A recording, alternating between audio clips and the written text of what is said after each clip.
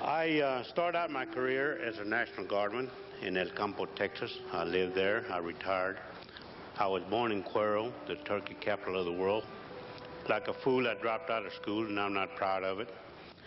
I wanted to learn a skill. I wanted money in my pocket. I wanted good clothes. I wanted to have a car. And I learned early in life that why dig a ditch when you can supervise the digging. So I joined the Texas National Guard. Raul Roy Benavidez began a long and illustrious military career in the Texas Army National Guard during the Korean War. By 1965, Benavidez had joined the Army's 82nd Airborne Division and was on his way to South Vietnam to act as an advisor to an ARVN infantry regiment. I stepped on a landmine, my first trip to Vietnam.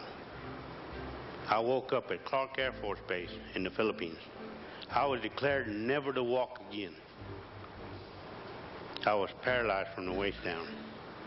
So I used to slip out of bed at night, and I'd crawl to a wall, and I sat against the wall, and I backed myself up against the wall and stand there, trying to move my toes right and left, right and left.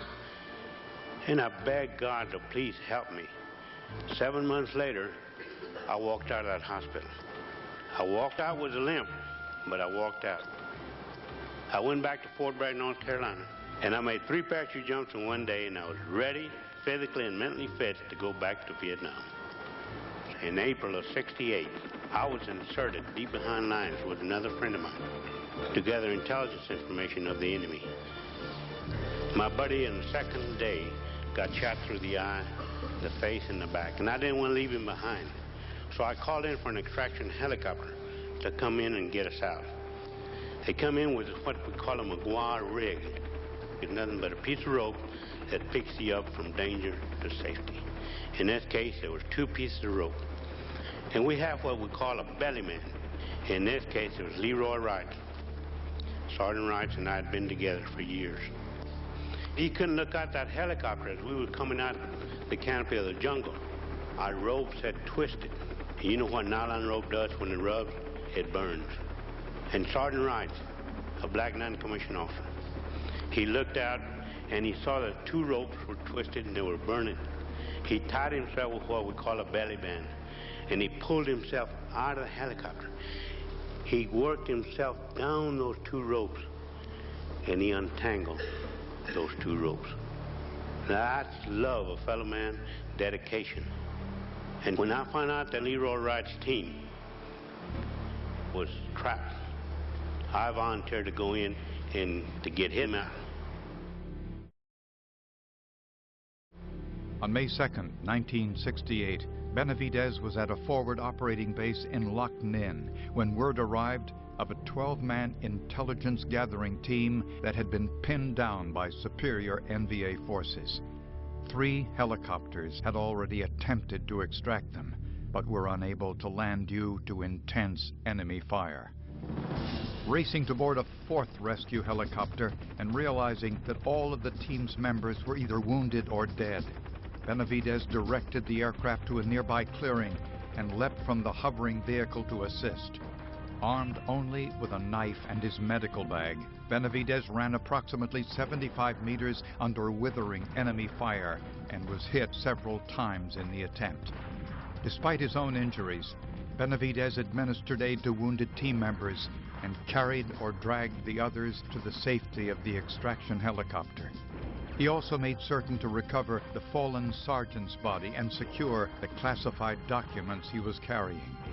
But while making his way back, the helicopter pilot was hit and the aircraft crashed.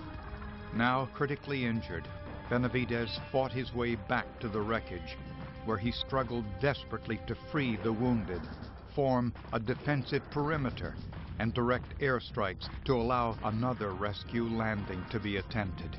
But it would be hours from the start of the action before that help would arrive.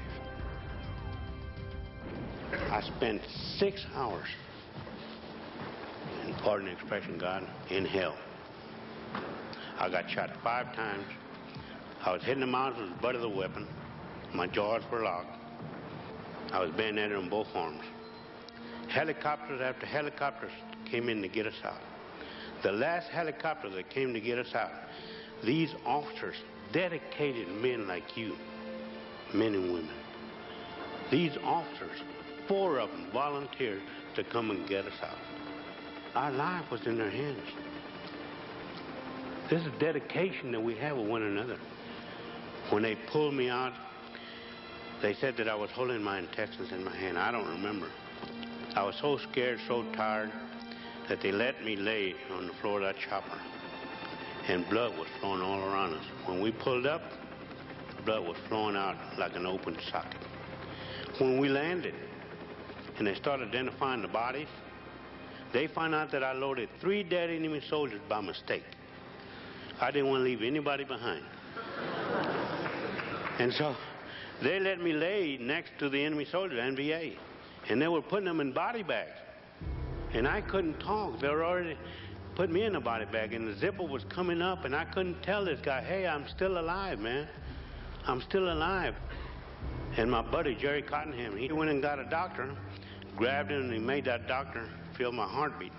When I felt that doctor's hand on my chest, I spit in his face. That's the only sign that I had, the only strength that I had to let him know that I was still alive.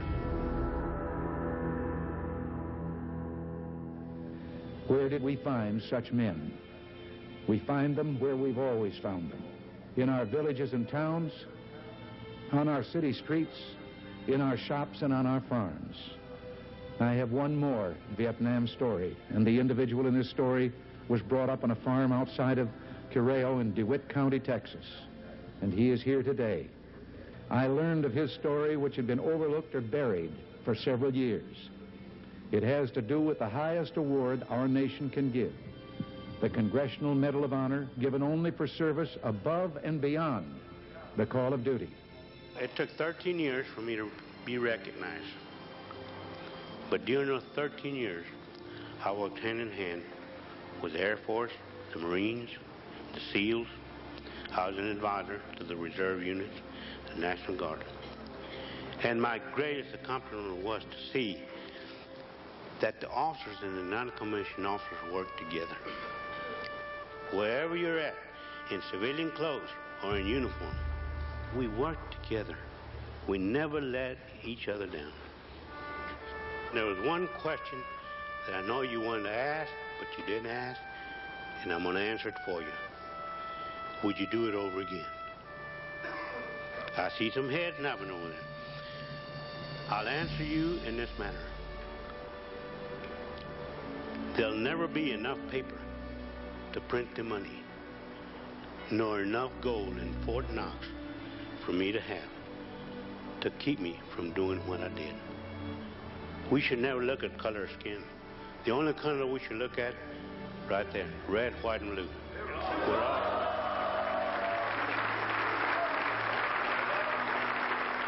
We're all Americans. I'm proud to be an American, and even prouder that I earned the privilege to wear the green beret. I live by the mantra of duty, honor,